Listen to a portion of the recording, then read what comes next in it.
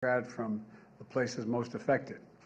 And I spoke with Governor McMaster of South Carolina this morning as well. Last night I received a request for an emergency declaration from Governor McMaster, which I approved right away, just as I did for Florida. This allows for immediate federal funding for the state to shelter people and provide other essential support. By approving it early, ahead of the storm's landfall in South Carolina, we can get supplies in and provide shelter if necessary. My message to the people of South Carolina is simple. Please listen to all the warnings and directions from local officials and follow their instructions. And as you all know, the situation in Florida is far more devastating. We're just beginning to see the scale of that destruction. It's likely to rank among the worst of the nation's and the worst in the nation's history. You have all seen it on television, homes and property wiped out. It's going to take months, years to rebuild. And our hearts go out to all those folks whose lives have been absolutely devastated by this storm. America's heart is literally breaking just watching people watching on television. I just want the people of Florida to know we see what you're going through and we're with you. We're going to do everything we can for you. I say to the rest of Americans, just imagine yourself in that situation. Water rising, walls collapsing, streets turned literally into rivers, charter boats on top of automobiles, watching the home and the community work so hard to establish, literally washed away. And folks across the country are now waiting to hear from parents and grandparents who live in Florida, just hoping and praying they're okay. At my direction, we pre-deployed the largest team of search and rescue experts in recent history, because so many of the rescuers need to take place now, need to be there in place now, in the water now. And the United States Coast Guard has been deployed as well. 6 fixed-wing aircraft, 18 rescue boats and crews, 16 rescue helicopters, which were in the air all day yesterday and are at it again today. Working with the Defense Department, the National Guard, state and local first responders, they've rescued 117 people on the southwest Florida coast and Fort Myers and Naples so far. Just this morning, I spoke personally with the Lieutenant Commander of the Coast Guard, Christopher Hooper, who is leading the search and rescue operation there. He emphasized this is one fight, everyone working together, Coast Guard, Defense Department, Customs and Border Patrol, Florida Fish and Wildlife, local officials. They're doing everything they can to rescue people. He said, Mr. President, we will not rest at night until we know they're safe and sound.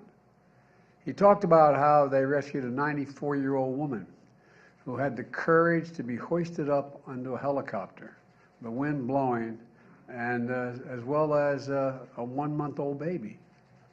Not the same time, but a 1-month-old baby as well, and so much in between. He also spoke to aviation survival. I also spoke to aviation survival second class technician, second class, Zach Lesh, who described how difficult the decision is for people to leave everything and come to safety. I told him how proud of him I was and thanked him for all the work he and his coasties are doing to save lives. I'm grateful for the brave women and men, federal, state, and local folks working so hard. They're all working as one team. Hear that from the governor as well as from the federal folks. In the past 24 hours, my administration has approved 4 more counties in Florida for individual disaster assistance, in addition to the 9 counties we had announced yesterday. And what that means is the federal government is covering every cost, 100% of the cost, to clear the massive debris left in the wake of the hurricane in these counties. And all needs to be cleared out for communities to begin the hard work of trying to get back on their feet. That declaration also means that we will cover all the extra costs for emergency personnel who are saving lives and providing for public safety. Because phone lines and internet might go out, FEMA is registering people directly to be able to get help. They're setting up disaster recovery centers and shelters all across the state so we can get survivors registered for the help they need as quickly as they can possibly get it. And if you can't get to a center, we're sending out mobile teams into communities to meet people where they are. getting the power back on is also critical. I want to recognize, and this is, I think, impressive, 44,000 utility workers and restoration personnel from 33 states and the District of Columbia who are working around the clock to help get power back on for millions of Floridians who've lost it. I've ordered more than 400 personnel from the Army Corps of Engineers to Florida with more than 250 generators to enable power supplies for key locations like hospitals and shelters. And last night, my Homeland Security Advisor met with the electric sector leaders to ensure that they're coordinating with owners and operators of the grid so nothing will stand in the way of getting the power back on. Yesterday, I was briefed by the leaders of FEMA, the Coast Guard, the Army Corps of Engineers, and other organizations that are at the tip of the spear right now. I directed them to provide me with information on where housing and health facilities and power and cell service and other critical infrastructure has been most affected, so we can prioritize and focus our efforts and expand them where the help is needed the most. In addition to what we're doing for Florida and South Carolina, we remain focused on recovery efforts in Puerto Rico as well. And I will say it as long as we're going to stay with it and stay at it as long as it takes. I spent a lot of time with people in the aftermath of disasters. I have immense gratitude for the first responders and emergency crews who always show up no matter what. At times like these, Americans come together. They put aside politics. They put aside division, and we come together to help each other. Because we know if it were us who just lost our homes or a loved one, we'd hope people would show up to help us as well.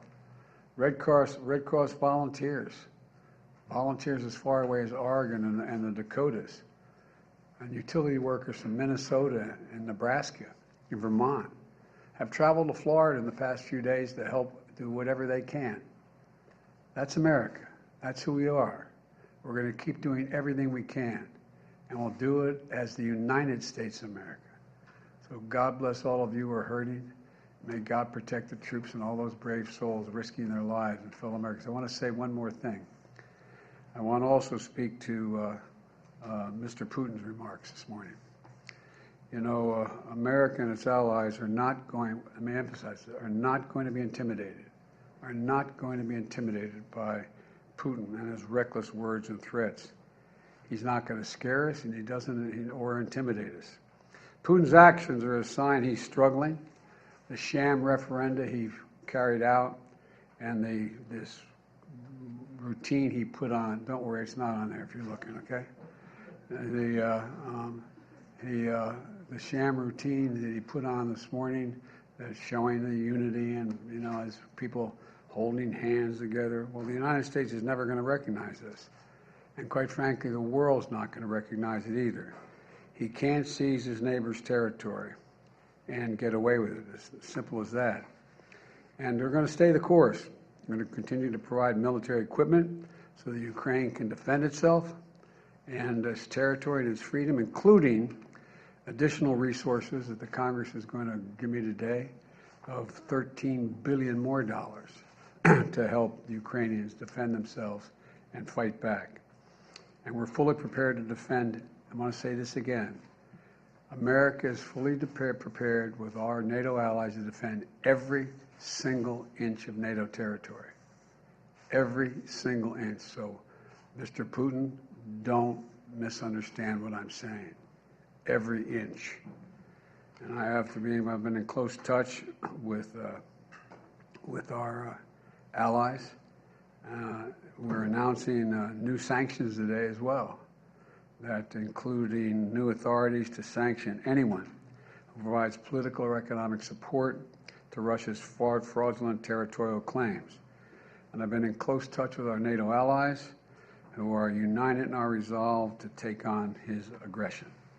So I thank you all very much. You also asked me earlier about the pipeline, and let me say this.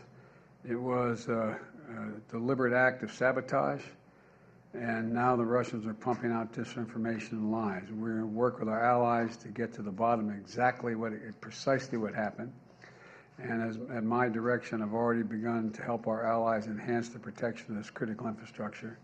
And at the appropriate moment when things calm down, we're going to be sending divers down to find out exactly what happened. We don't know that yet exactly, but we're not, just don't listen to what Putin is saying. What he's saying we know is not true. Thank you all so very much. Russian nuclear weapons. You think Russia was behind the sabotage, sir?